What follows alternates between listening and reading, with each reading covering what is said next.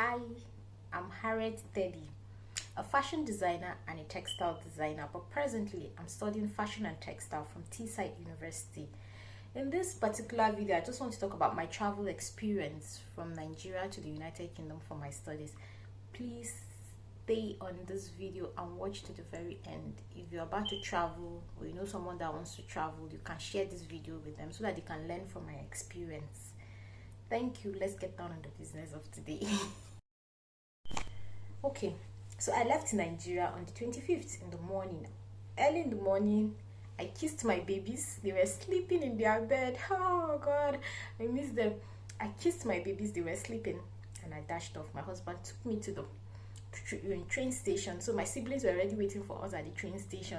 When we got to the train station, it was just so an emotional experience. I hugged everybody. Bye. And I know we're gonna meet very soon. And so the train left. It was very early in the morning. I think 6 o'clock. My flight was for 5 p.m. mind you, in Abuja, but he didn't want to take any chances like something happens on the road with the train and all that. So he was like, leave very early, go and be waiting for the I'm like, okay love. So we went, and then when I got to Abuja, my brother came and picked me up and I went to my friend's house. I was in my friend's house till like 1 o'clock or so, and my brother came to pick me up so that we get to the airport, and then by 3 I should be at the airport so that I could check in and do everything and just be waiting for the flight to leave. I had a lot of luggages. Before coming, my friend had already told me a day before. So she had lived in the UK and she had come in the UK, and she told me that that ticket I bought that was for to London, because I thought I could book another flight, or maybe I would use the rail. Yeah, I thought I was going to use the train to get to Middlesbrough because I was going to Middlesbrough. But she said, no, it's not possible because I have a lot of luggages and nobody was going to help me. Those people, I pack as, I have 3 bags. Who will help me with 3 bags? And it's on the ground. She said, if I stop from London, maybe I might have 3 stops to Middlesbrough, or I might connect somewhere else. That how will I do? Who will help me? And the best thing is to take something that will just go direct. That the bus was my best option. As I bus, she said the bus was 6 hours. I was already calculating 2 hours with train. Now I'm going to be on the bus for 6 hours. And mind you, my flight is going to be from from Nigeria, from Abuja, from Abuja to Doha, from Doha to London, from London to Manchester. That's 18 hours journey. Hey, my body was already on fire. I was like, God, hey, how will I do this thing now? But God will see me throughout this journey. So I just kept my eyes focused on the journey, and I just kept on praying and just looking at watching movies and all that.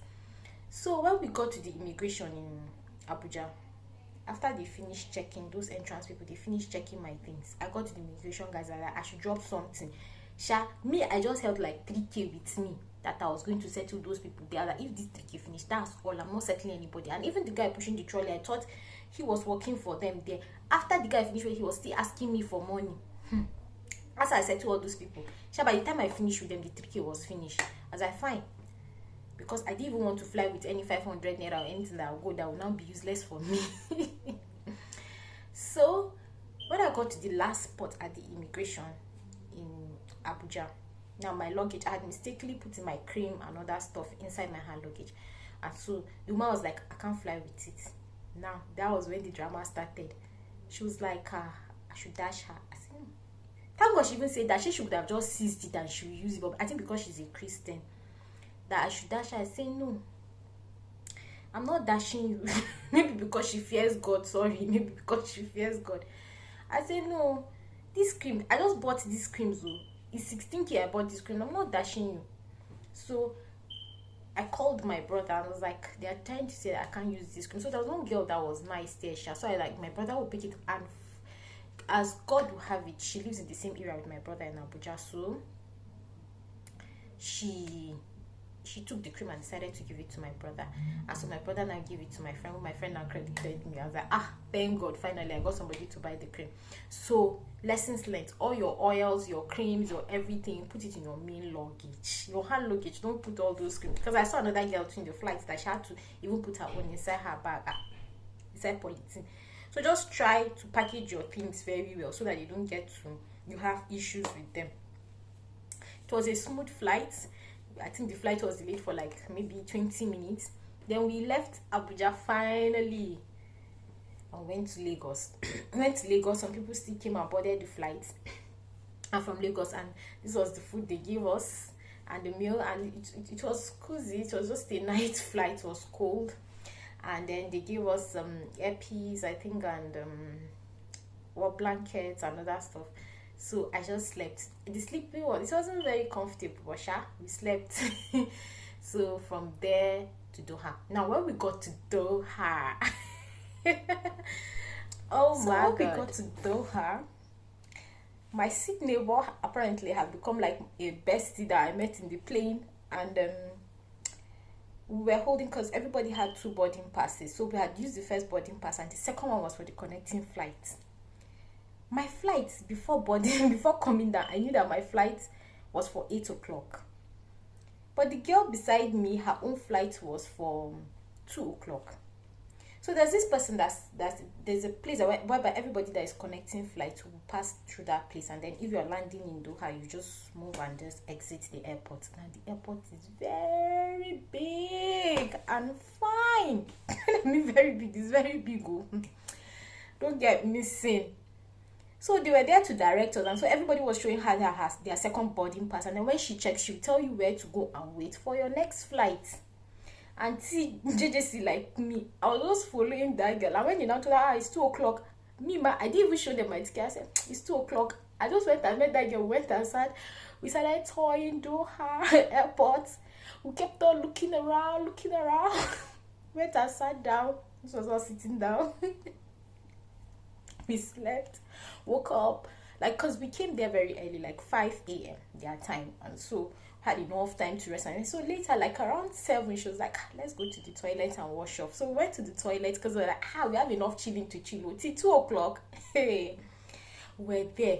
So around, when I finished cleaning up and everything, the next thing we heard was, when I was in the toilet, the next thing I heard was 15 minutes. I'd cleaned up my face, I've brushed, I'd done everything, because everybody that was cleaning up was in the toilet. So I heard it's now 15 minutes to take off London, departing for London. My brain just went as I went to let me check my ticket. When I carried it and I checked, oh my god, I saw 8 o'clock. Now that was my flight that was leaving. And when I tell you that place is big, it's very big. I just told her it was as if I was flying in that place. It's very big. I just went and saw one guy that was standing that looks like an official. I was like, please, where am I going to? When he checked, he just opened his eyes. Was like, run! Oh no, it's not funny now. Because that day, I just saw the finger of God. I just saw the... So you need to be focused. So don't allow any distraction when you're traveling. Please be focused. I started running. I was running. I ran my life. When I got to the entrance, I was panting. See, I entered that flight in less than 3 minutes. The flight took off. The flight took off in less than 3 minutes. I mean, you will see myself sitting down and still panting. I think I'll show the video here. It wasn't funny. I said, is this how I would have missed this flight? For what? My things had already boarded that flight. Now I'd have been in Doha and my things would be in London, and I'm busy here looking around the airport. She that just carrying me come. It wasn't funny. It wasn't funny. My brain kept on, even when I was sleeping, I sometimes I like, is this me in this plane? Now, see what happened. I had already booked a first flight, Nigeria to London with BA. My agent told me that flight was too late. It was for 5th October. She said it was too late, that we needed to book an early flight. That was when we booked Qatar. That first flight was around 250. We now booked Qatar for 400. The first 200 had already gone. I'm waiting for them to send it back. And then I booked another flight for 400. Now, if I had missed this flight, where will I see money to pay? To pay for another flight from Doha? Because I can't stay there. I have to pay another. I just saw the finger of God, because from beginning I may have been praying to God, oh God, if it's not you, let it not work. If it's you, let it work. So see me through this, because it's God that just avoided that pain. it's God that just took away that pain. I had seen the finger of God in all this. So in whatsoever you're doing, pray to God, and also be careful, because it's God that uses angels to take me away from that thing.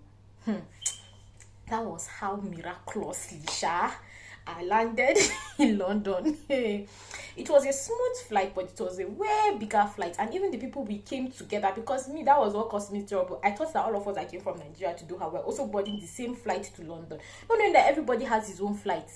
So when we boarded, I think we were just like 5 people from our previous plane that boarded this new plane, and this plane is very big, like ×2 bigger than the one we came from Nigeria. So you have people from all over the world that were going to London at that particular time boarded our flight.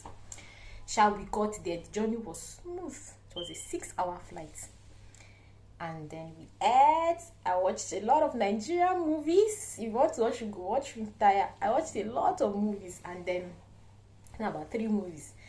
Then we boarded London. Now when you get to London, you know you have a journey ahead of you. You know you have something to do. Try and be fast. My friend told me that one. She said, Harriet, there's plenty crowd in that Heathrow. Be fast so that you finish everything you need to do. So because they'll attend to you. If you have children, you'll be lucky. They'll attend to children, people with children fast. So when I got there, I was on the queue. I think I was fast too, but I still stayed on that queue for almost about 2 hours. I was there. Then when it got to my turn, before it got to my turn, when the person was in front of me, I saw that all the people attending, all the custom officers attending to people were immigration officers. Immigration officers. It was only one that was black. Me, I thought, this guy looks like Yoruba. Oh God, me, I want him to attend to me. And you know the way God have it. He was the person that attended to me. He was like, you. And then when I came, he was like, what are you here for? I said, studies. He just checked my name and checked, that was it. Like, you're welcome to United Kingdom. Yes. I went and I left. That was the only question he asked me, and I left. When I left, so there's this place whereby you have all your luggages there. I just went there and I saw my luggage there. I packed it. Me that was even scared. Maybe I entered plane and my luggage was not there. I saw my luggage is there. I packed them. So I was not asking one girl, where are we going to? Now go to where you're going. Like, that was it. All those checks they are doing in Nigeria, as in there was nothing again. I was so shocked. I kept on thinking maybe in front I'll still see people that will search me, open my bags, do all these things. Like, there was nothing like that. Literally nothing like that. And so I finished everything, I think around 3:30 or so. And then at the airport, there was this I think National Express have an office there. So I went there and I bought my train ticket. So I think I got the train ticket for £54 because I was buying it that day.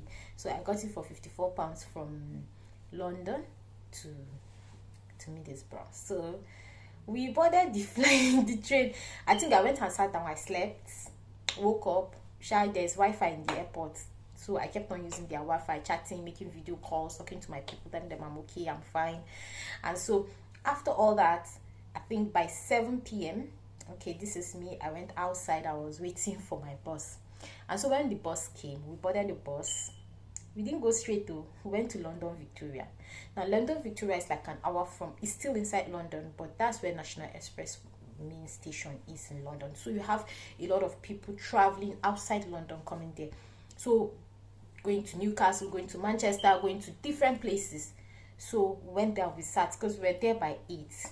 But we didn't leave till 11 in the night. That was another journey. I sat down, I was tired. As in, when I mean by then, my body was already tired. I was almost 24 hours. I had already done like 24 hours in this journey. Yes. Because I left Nigeria in the night, 5 p.m. I left. My first journey started 5 p.m. the previous day. And this is 11 p.m. the next day. I was still on my journey. It wasn't funny. But shall we thank God? But the bus was such a smooth ride. When I mean a smooth ride, it was such a smooth, coming from the north. I know that I couldn't travel by bus and still be sleeping. The moment I boarded that bus, and then they have Wi-Fi too, like you have access to the internet when you're in the bus. It was 6 hours. I met another lady that was going to Teesside, but she was going to stop at Sunderland because she didn't get accommodation in Middlesbrough in Teesside, so she's staying at Sunderland. She had fish. I don't even know. She had fish. This is another thing for you people to learn, please. She had fish. This dry fish. I don't know if she didn't package it well, because my fish had stocked it in the freezer for a long time. I think for like 2 weeks before traveling. So it was really blocked. I think maybe that was why it didn't have smell. Her fish was really smelling. This guy is putting... Now, the fish that had flown from Nigeria came, even passed through immigration at the airport. Nothing happened to the fish. But these guys packed her 14,000 naira worth of fish and threw it in the bin. They said it's not allowed to travel inside their bus. Some Nigerian guys were now shouting, and it's like, why would they throw her fish and all that and all that. The woman, like, tears of... She was angry when I mean she was. And she was like, see my fish. I was like, sorry. Like, I felt her pain. Because I couldn't even let them know that my fish is inside my bag. Go, oh my, I can't afford to miss that fish. So I just kept her, I was like, sorry. But how they feel like, why would she carry fish? Why would she carry fish? That is not allowed. It's not part of their company's law and blah, blah, blah. Said they can't carry fish. They are fish that is not allowed.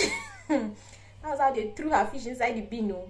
Inside the bin. That I was like, if it's me, I have street smartness. I will not allow it to. I will share for somebody that will carry it and keep it. Later, I will find a way. Maybe my post. So I dash somebody. But not that you just allow the fish to just go like that. Sham. That's how the fish left. So we slept. As in, I slept. We slept. And it was more comfortable than the plane. And we got to, I don't know where, after like 4 hours. I think it was Leeds. There's a place around Leeds whereby they stop for people to eat food and all that. So they stopped, and then people ate food. And I just came down to stretch my legs, and then what did I even get? I bought lotion because I didn't have cream anymore. So I just bought one lotion for £2 that I was going to use at least so that I won't be doing quarantine with them, because I didn't want to quarantine with no cream. So I bought it, and then we came down. But the joy of it was that for the first time I had traveled without being scared of bandits, without being scared of anybody attacking me on the road and killing me or demanding for ransom or something.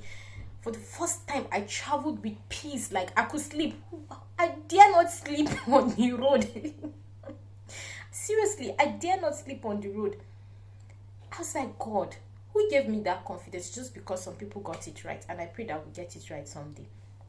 So, when I got there, my key. So the guys that helped me to pay for my accommodation, the person that helped me to pay for my accommodation was not at home that day. And so I got a taxi from Middlesbrough, because when we got to Middlesbrough, it was just an hour drive. So when we got to Middlesbrough, the person that helped me to pay for my taxi, the person that helped me to pay for my accommodation was not home. So he gave his friend my key. So I had to come and get it. Now the taxi man helped me. We got to the accommodation. Everybody was sleeping. Now it's a house that has about 20 people. And we kept on knocking. Around 5 a.m. we kept on knocking and knocking. I don't even know people in this house. But we kept on knocking and knocking. And that was how somebody miraculously came out. And what surprised me was that this taxi was like, I can't leave you like that. You have load. You'll be stranded. It's night. And like, these people are nice. He helped me. And that was how the guy came out, gave me my key, the driver now brought me to my accommodation. So from BBC, they call it BBC Middlesbrough. From BBC to my accommodation was about £4. So I paid him the £4 and helped me offload, and even helped me to drag my luggage into the accommodation. So I just opened it. Hey, the moment I walked into this room, the room was not even, it was like, the moment I walked in, hey, this was 24 hours journey. Like, I came in 5 again. I left Nigeria 5 on the 24th. I came in here 5 on the 26th. And I left Nigeria. Yes, I left Nigeria on the 24th. And I came on the 26th. That was how I stretched my legs. And I slept off. The moment my things entered this room, I stretched my legs and my body. And I slept off.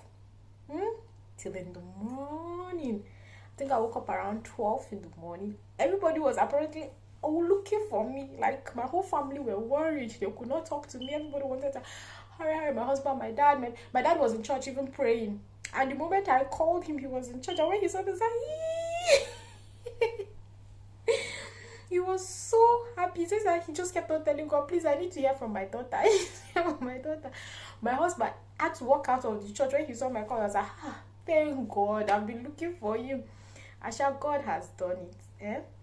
And gradually, I'll be walking you through my studies. I hope that this video was really helpful to anybody that is traveling. Please, I hope that you guys learned something from my experience, because I think my videos will be more about lifestyle, about fashion, about even my assignments and all that. I'll be posting it so that someone somewhere can learn something from it. Bye.